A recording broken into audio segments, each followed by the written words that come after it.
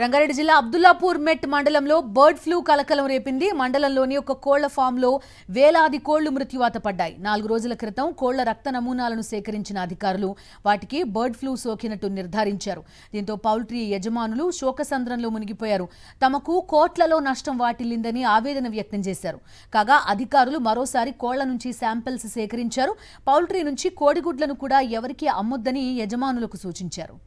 Details అందిస్తారు మా correspondent Sushmita చెప్పండి, ముందు జాగ్రత్త చర్యలు ఏ విధంగా తీసుకుంటున్నారు? చుట్టుపక్కల ఫామ్లలో వీటన్నింటిలో అధికారులు ఎలాంటి సూచనలు చేస్తున్నారు?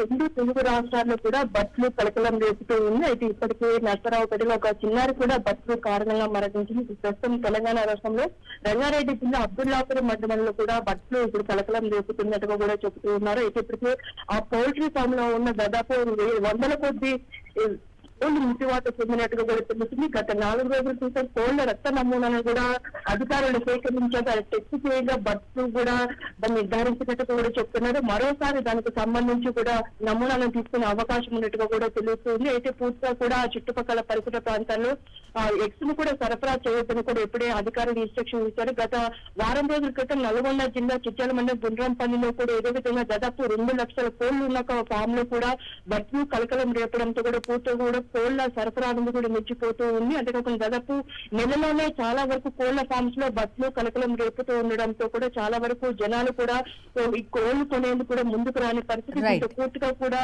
రేట్స్ కూడా తగ్గే అవకాశం అయితే కనిపిస్తుంది. ఇది ఇప్పటి వరకు కూడా చూసుకుంటే రైట్ సుష్మిత.